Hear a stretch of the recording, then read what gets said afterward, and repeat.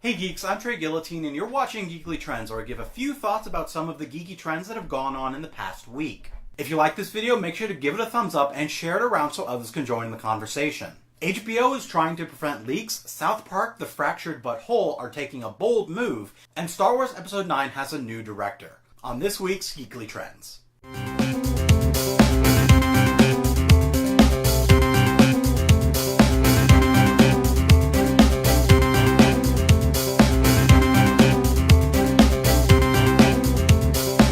In order to prevent leaks for the final season of Game of Thrones, HBO is going to be producing multiple endings for this final season, so that if any of them leak, the public aren't going to know which ending is the real ending.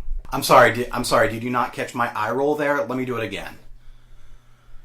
I think this is a really dumb idea. This seems like it's going to take production time and resources away from the actual real show to perform these preventative measures to produce multiple endings and multiple scenes that aren't going to be real, that are going to be fake, that are never going to be in the show. And that ultimately, if you ever see them, they're going to be on a DVD extra of the final season. This is going to cost money, this is going to cost time of actors and set builders and prop makers, as well as animal trainers. It's probably not cheap to train those dragons to be in all those scenes. Honestly, I'd rather see them put all that time and energy into building their security, making sure that leaks don't happen, working on their own cybersecurity, making sure that people are checked when they're leaving the set, make sure that no one gets handed photos over the production wall. Plus, that kind of security against leaks would also help the rest of their shows instead of just Game of Thrones. But something everyone needs to remember is that it is 2017. We are in the time where everything big that is going to happen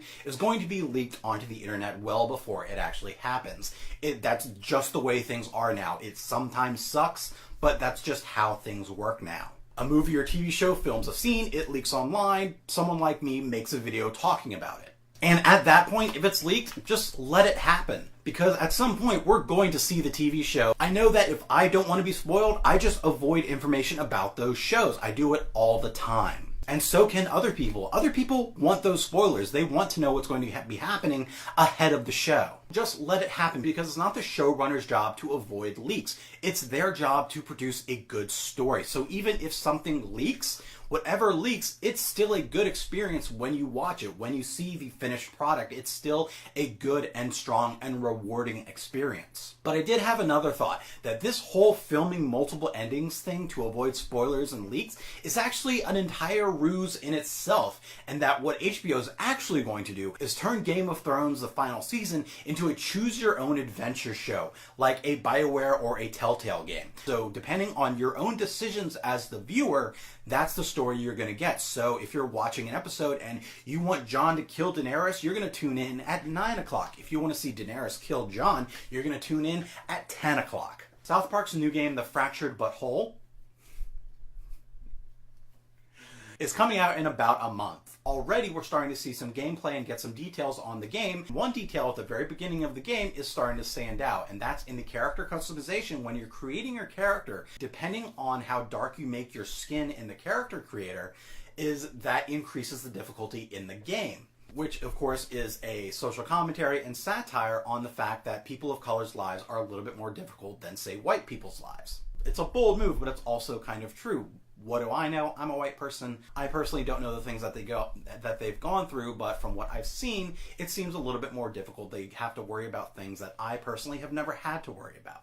But it's definitely a bold move for South Park to make. But at the same time, this is the exact kind of move I would expect South Park to make. The entire what the show's been out for 20 years, the entire basis of it is satire and social commentary. So the fact that they are doing this is the exact kind of move I would expect them to make. Of course, some people are outraged by this decision. I have a feeling these people have either never watched an episode of South Park or have never played a game in their lives. These same people who don't actually understand the concept, the differences between Black Lives Matter and All Lives Matter. They're, of course, outraged and want to make sure that people know that white people's lives aren't easy. Well, of course white people's lives aren't easy. My life, personally, has been very hard. But that's not the statement it's trying to make. Ubisoft and South Park actually clarified that the difficulty setting based on the color of your skin doesn't actually affect combat in the game, but rather affects the amount of money you get from quests and loot, and the way people react to you and treat you in the game. So ultimately, it's not so much the combat difficulty that's going to be affected, but rather the experience that you're going to have in a game. Whenever I create a character, I almost always make a character similar to myself. So it's very rare that I make a character who is a person of color. But for this, I might actually have another playthrough where I'll make a person of color just to see the differences between playing a white character and a person of color.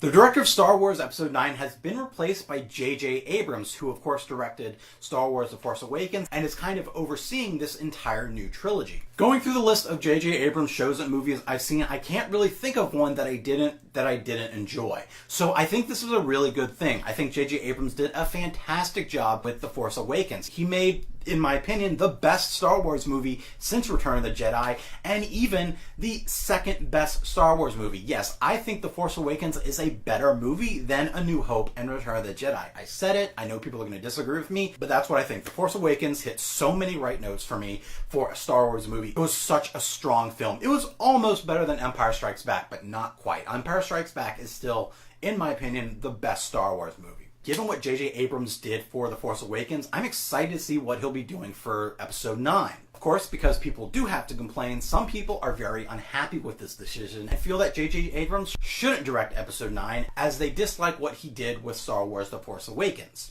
A lot of their complaints revolve around the idea that The Force Awakens was basically just a carbon copy of A New Hope. I can definitely see their argument. There are definitely some parallels between The Force Awakens and A New Hope. It starts on a desert planet, they leave on the Millennium Falcon, they join the rebellion, and they have to blow up a large structure before it uses weapons to destroy another planet. Yes, there are definitely parallels between the two movies, but you could also say those same parallels are there between A New Hope and Return of the Jedi. Starts on a desert planet, leaves on the Millennium Falcon, joins the rebellion, has to blow up a weaponized moon or planet before it destroys another planet. Those parallels are definitely there, just like the parallels between the original Star Wars trilogy to the Pirates of the Caribbean trilogy. If you look at the main plot points, it's essentially telling the same story. Does that make Pirates of the Caribbean a bad trilogy? No, I love those movies. I can definitely see what they're saying. There are definitely some parallels, but I also think The Force Awakens is a very different movie from A New Hope. I think J.J. Abrams did an amazing job with The Force Awakens, so I'm very excited to see him take on Episode 9.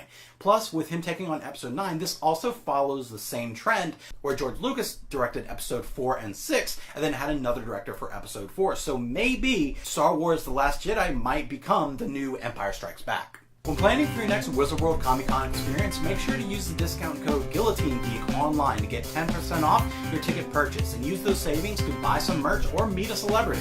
Of the original Star Wars trilogy, where George Lucas directed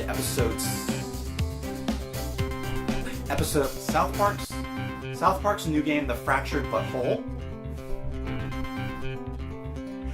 with The Force Awakens. So I'm very excited to see him take on Return of the Jedi. What do you think about this week's Geekly Trends? Let me know in the comments, and follow me on all the internets. If you like this video, give it a thumbs up and share it so others can join the conversation.